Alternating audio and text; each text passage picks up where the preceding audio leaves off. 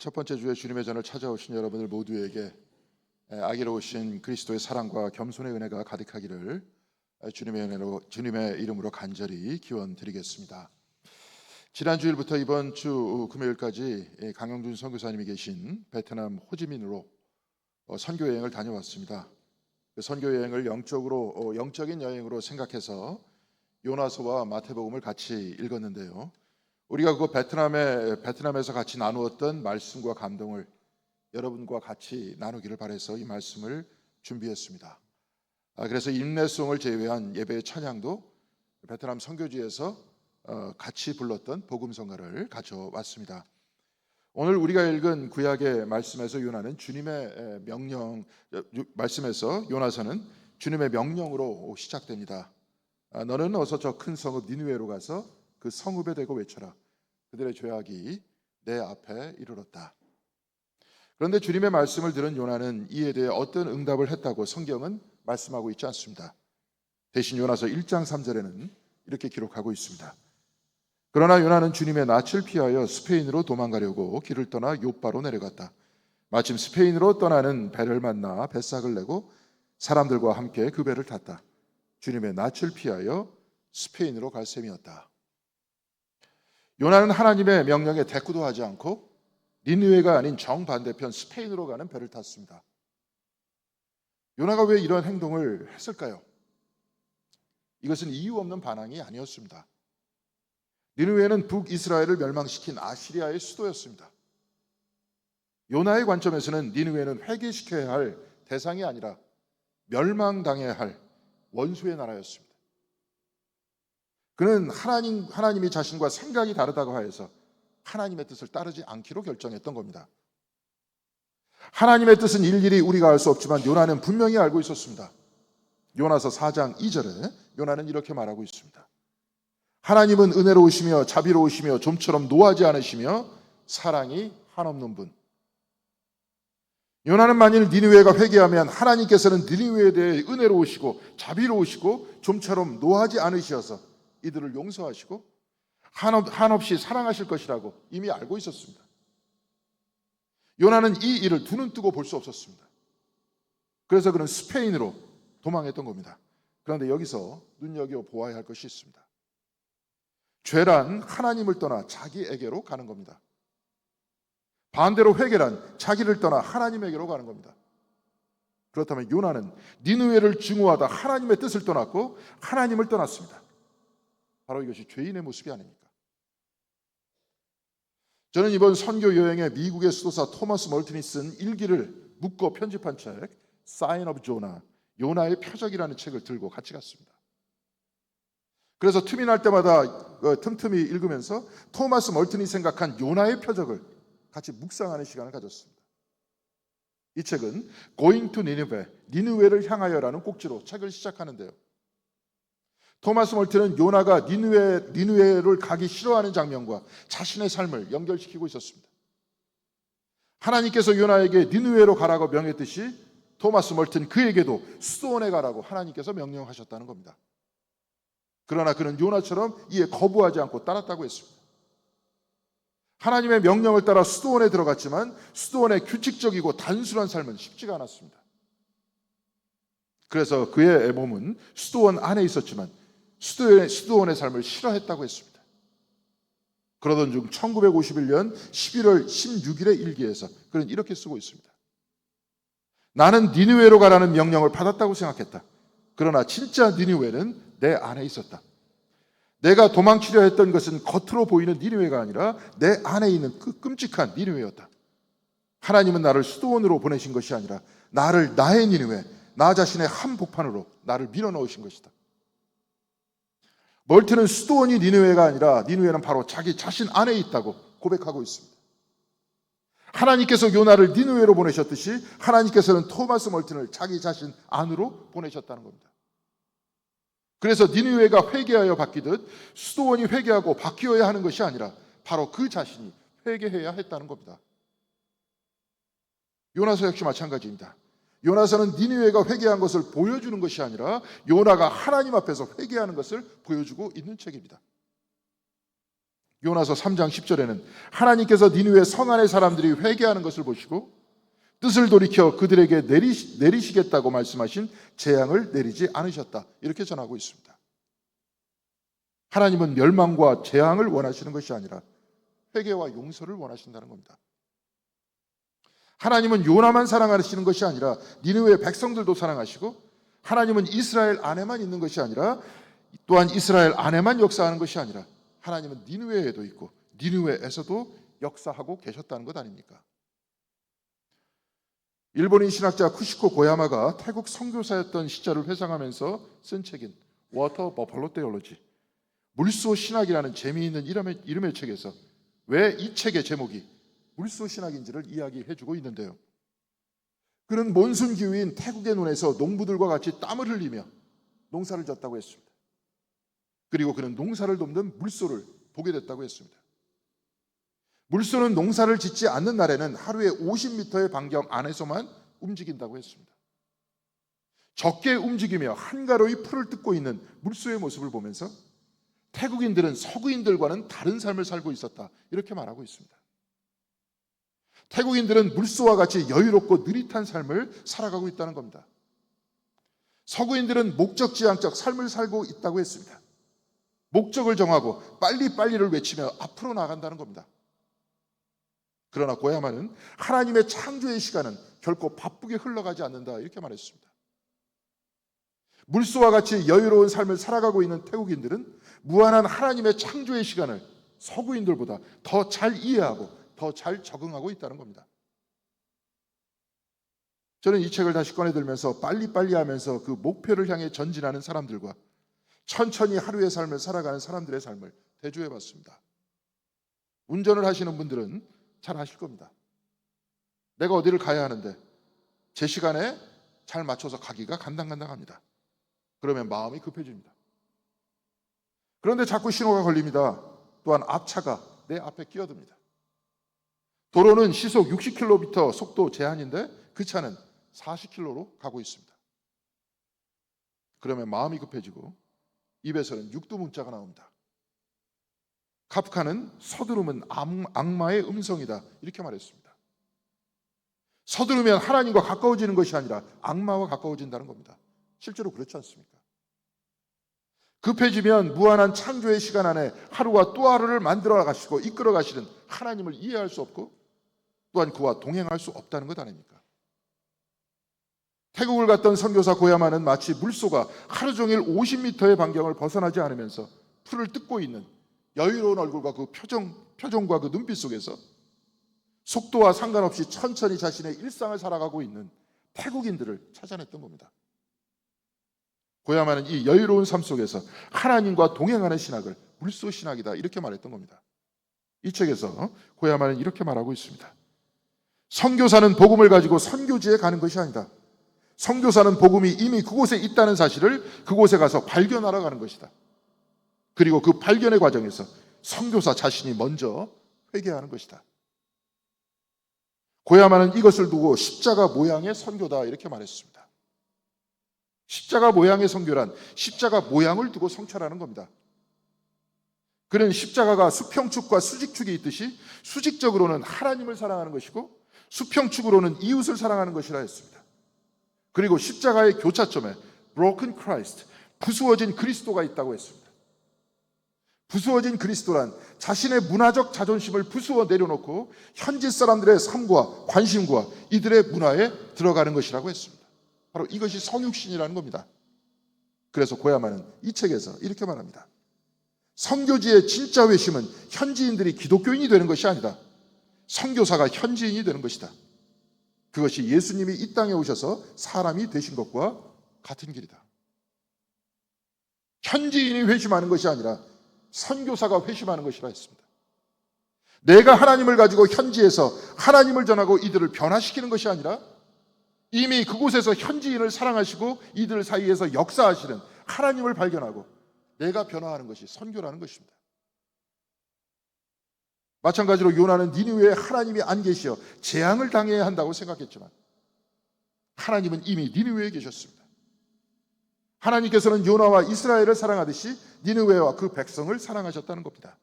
이를 보고 요나의 이기적이고 민족주의적 신앙이 변화해야 한다는 것 아닙니까?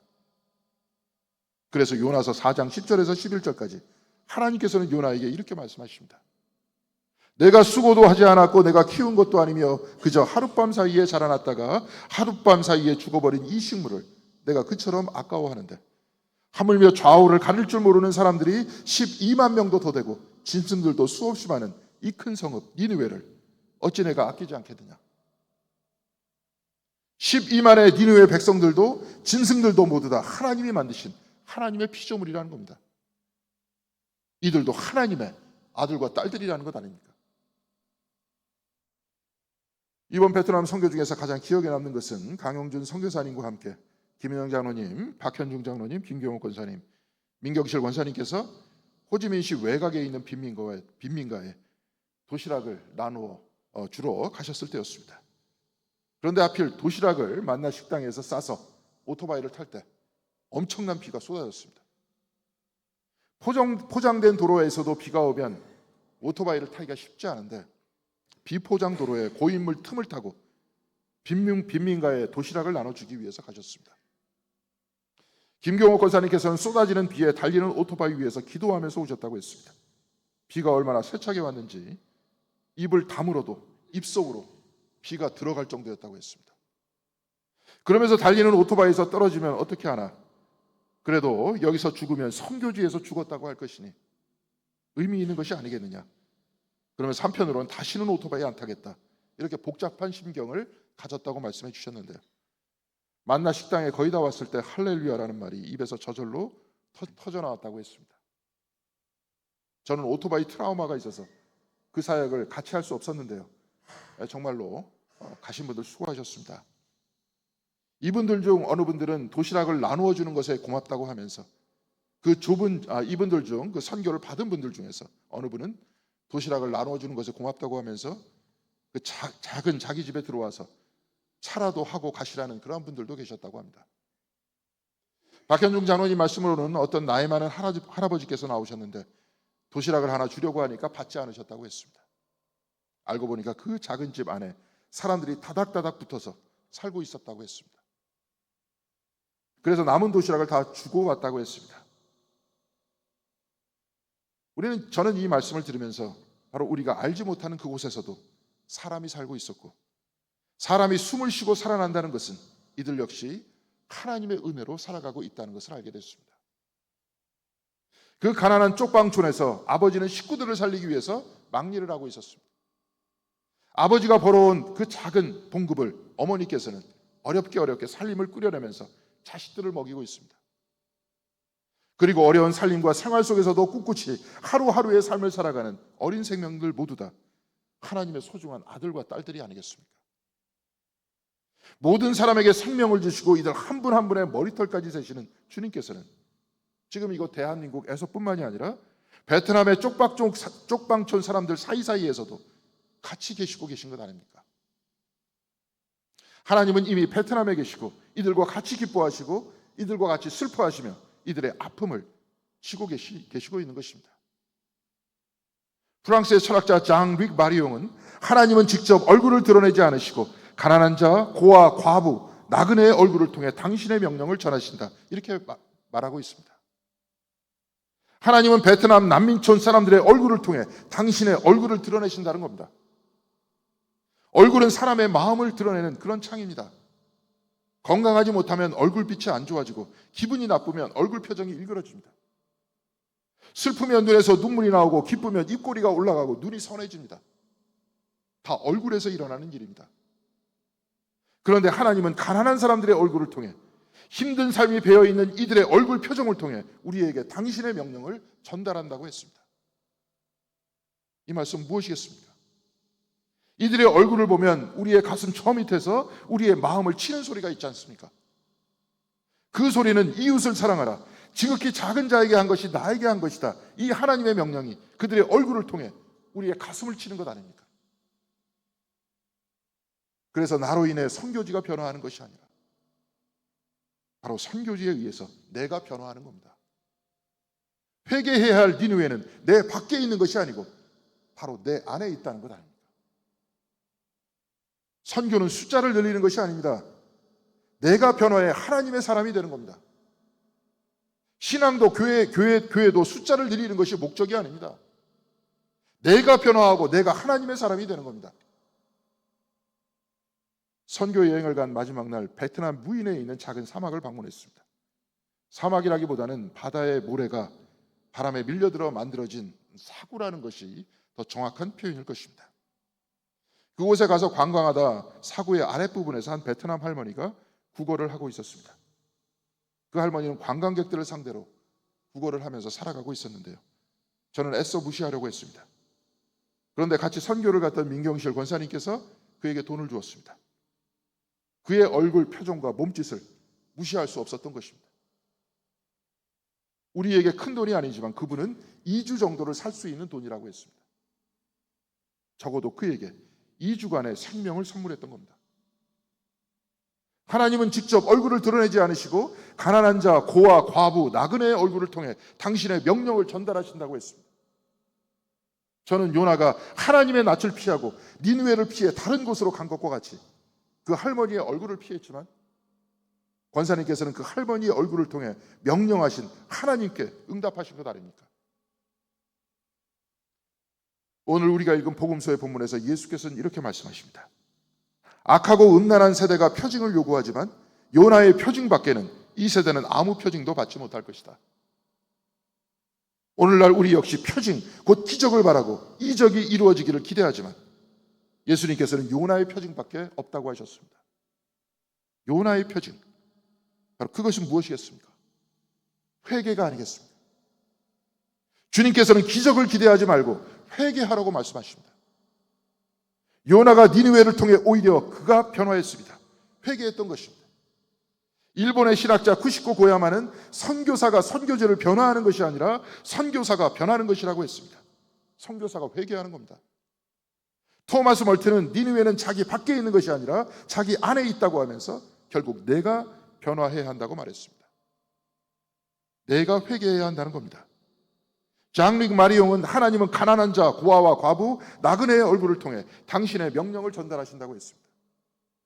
이 명령은 나의 이기심과 교만에서 돌이켜 이웃을 사랑하라는 것 아니겠습니까?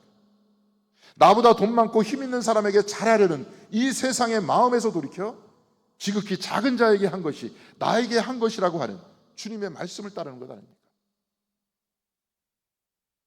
회개가 나를 떠나 하나님께로 가는 것이라면 하나님께서는 오늘도 십자가 위에서 우리를 부르고 계십니다.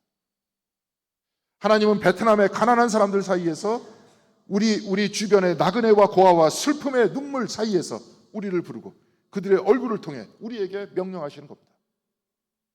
내 이웃을 내 몸과 같이 사랑하라. 지극히 작은 자에게 한 것이 나에게 한 것이다. 작은 사람들 가운데 하나라도 걸려 넘어지게 하지 말라. 무시하지 말라.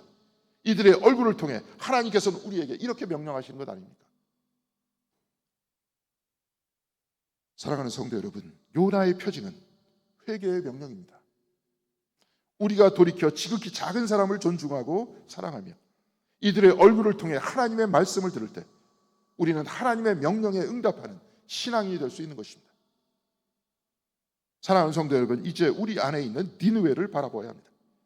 그래서 남을 변화시키려 하기 전에 나 먼저 변화해야 하는 겁니다. 그것이 바로 이 시대 요나의 표징밖에 없다 하시는 주님의 말씀에 우리가 응답하는 겁니다. 그리고 베트남에서 사역하는 강용준 선교사님을 위해 더 많은 기도와 헌신을 해주시기 바랍니다. 힘겹게 베트남 사역을 하시는 그의 얼굴을 통해 우리에게 명령하시는 하나님의 음성을 들어야 할 것이 아니겠습니까? 사랑하는 성도 여러분, 가난한 아기로 오신 주님을 환영하는 이 대림절 첫 주, 하나님을 향하는 회개의 열매를 맺으시는 저와 여러분들이 되시길 바랍니다. 그래서 진정 이 땅에 가장 힘없고 지극히 가난한 사람으로 오신 주님을 두 팔 벌려 환영하시고 세상의 방식대로 살아가는 그 삶에서 돌이켜 돕고 기도하고 함께 살아가는 회개의 삶을 살아가는 저와 여러분들 모두가 다 되시기를 주님의 이름으로 간절히 기원드리겠습니다. 기도하시겠습니다. 주님, 우리 교회를 사랑하여 주셔서 베트남의 선교지를 허락하여 주시고 우리가 그곳에서 만나는 사람들을 통해서 우리의 사역을 통해서 또한 하나님의 음성을 들을 수 있도록 도와주시는 애 감사드립니다. 내가 남을 변화시키고 남을 회개시키려고 하는 그 마음 이전에 우리가 먼저 내 안에 있는 니느웨를 바라볼 수 있도록 인도하여 주시옵시고, 우리가 삶을 살아나갈 때, 신앙생활을 해나갈 때 우리가 먼저 변화하고 서로 변화하면서 그 기쁨 속에 하나님의 말씀을 받아들이고 하나님의 사람으로 성장하는 저희들의 신앙생활이 될 수 있도록 주께서 함께하여 주시옵소서. 베트남에서 외롭게 선교하고 계시는 강영준 선교사님 위해 함께하여 주시옵시고, 도시락을 배달할 때, 주님의 말씀을 전할 때 주께서 함께하여 주시옵시고, 바로 그곳 사이사이에서 하나님의 음성을 듣고 하나님의 명령을 듣고 복종하면서 하나님의 뜻을 따라 하나님 나라를 만들어가는데 앞장서시는 귀한 선교사님, 그리고 우리도 기도로 후원하고 물질로 후원하고 또한 우리도 같이 그와 함께 선교할 수 있는 귀한 아름다운 교회가 될 수 있도록 주께서 함께하여 주시옵소서. 이 모든 말씀 우리 주 예수 그리스도 이름으로 기도드렸습니다. 아멘.